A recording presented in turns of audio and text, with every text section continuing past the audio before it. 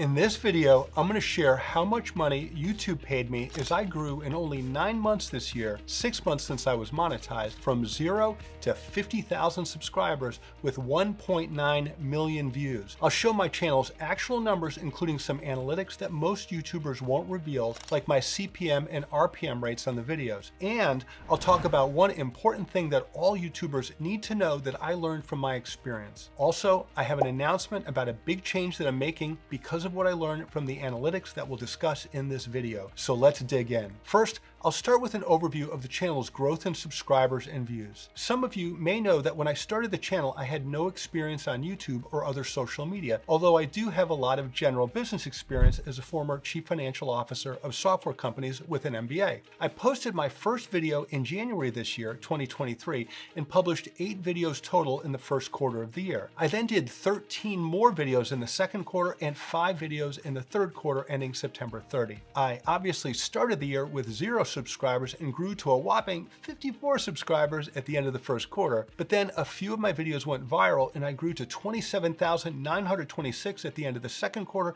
and 48,624 at the end of the third quarter, finally hitting 50,000 subscribers on October 12. Kind of crazy. When I started this in January, I never would have guessed it could grow this fast. Here's the graph of views.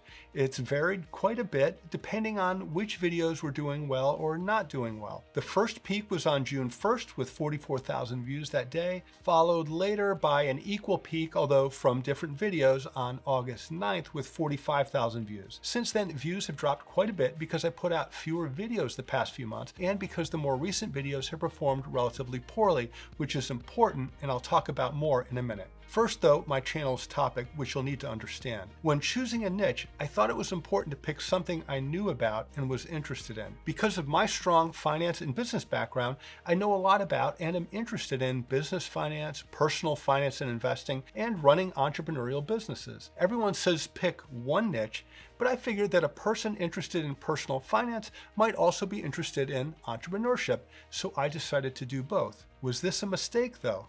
Well, let's look at how the videos performed. Tell me in the comments what you think. I'd love to hear your opinions on this. Was it a mistake to include both topics in one channel? Here are all my videos listed in the order that I published them. My goal was to make 1 video per week, which would have been 39 videos by the end of September, but I only released 26. Now 26 isn't bad, but it's only 66% of my goal. Some videos did extremely well. My 9th video, called The Truth About Etsy, was published on April 4 and was the first one to go viral with 339,000 views so far. It was this video that catapulted me from less than 100 subscribers to over the 1,000 subscribers and 4,000 watch hours needed for monetization at the time. My next big hit was the 17th video, published 6 weeks later on May 20, called Wanna Be Rich? Don't Start a Side Hustle, which so far has gotten 644,000 views, followed later by my second update video of my progress on this YouTube channel, which I published on July 27, that got over 485,000 views. These 3 videos were the ones that brought in a lot of new people to the channel, who then watched some of the other videos, giving overall views a big boost. Some videos, however, did pretty badly, at least compared to my hopes. This one, for example, the 21st video, titled How to Build Wealth with Zero, was my take on a topic that other YouTubers had done with huge success, getting many hundreds of thousands of views. I thought my video was pretty good, so I had high hopes, but it got only 6,500 views in the whole month after release and 18,000 total after 3 months. I was confused. From the video's performance metrics, things like the thumbnail click-through rate, the percent of viewers still watching at 30 seconds, and the average percent watch time of the video, I would have thought it would be very successful.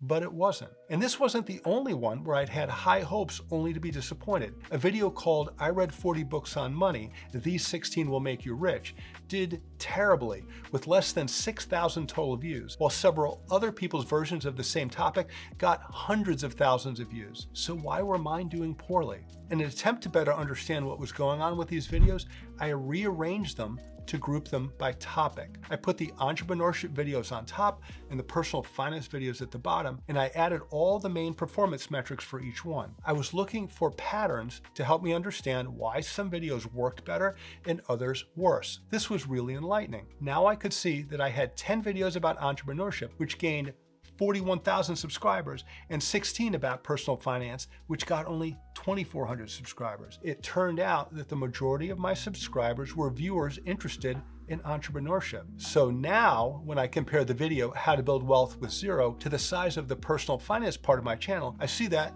actually it did pretty well. I just couldn't tell before since I've been comparing it to my overall average results, which were dominated by entrepreneurship videos. Looking at the performance metrics for the video, I see that this video, How to Build Wealth with Zero, got a click-through rate on the thumbnail of 5.8%, which isn't on the table on the screen, which is the second best of all my personal finance videos. 74% of viewers were still watching at 30 seconds into the video, tied for second best of all my personal finance videos. And the average watch time of the video was 44%, which is second best of all my personal finance videos, if you account for the length of the videos. And the video got 18,000 views, making it third best of the personal finance videos. So not bad performance after all. Actually, it's pretty good considering I only have 2,400 personal finance subscribers. This was a big lesson for me, although with hindsight, it's kind of obvious. When evaluating the performance of your videos, if you do different topics, make sure you compare them against other videos on the same topic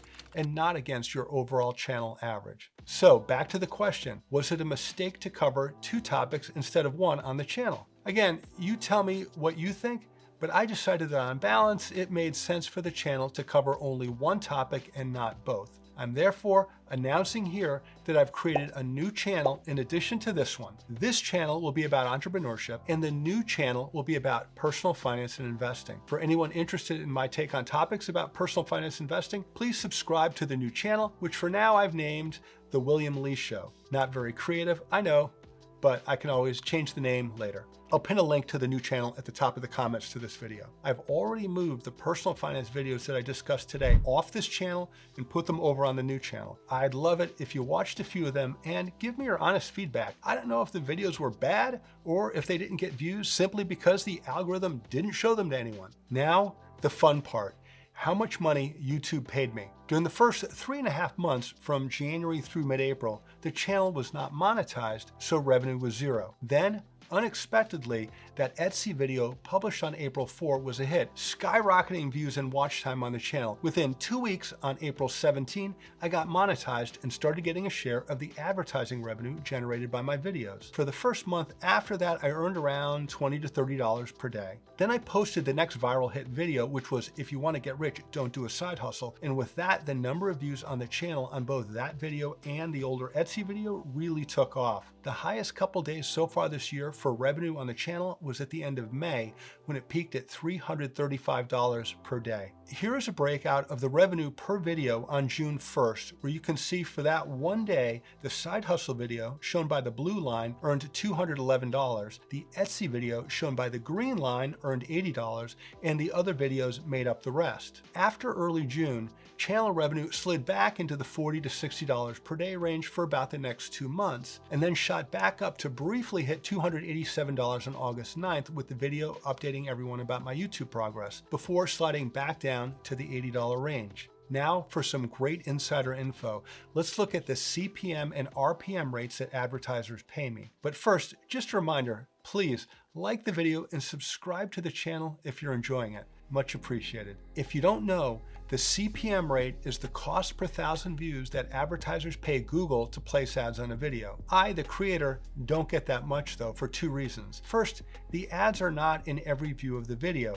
Sometimes the ads aren't there. Google only gets paid when the ad is in a video. And second, Google splits the advertising revenue that they receive with me. They get 45% and I get 55%. The amount of revenue that I actually receive per 1,000 views is the RPM. The formula for RPM, therefore, is the CPM multiplied by the percent of views that include ads multiplied by 55%. Here are the RPMs that I'm seeing on a selection of my videos. You can pause the video and look at this, but just picking a few out. The Etsy how-to videos got between $18 and $22, but my Etsy news video was only $11. The 2 videos about YouTube were $5 and $10. A video about the Webull brokerage was $32, and a couple videos about money were around $16 each. So that's it for today. I hope this was helpful, and I'll see you in the next one.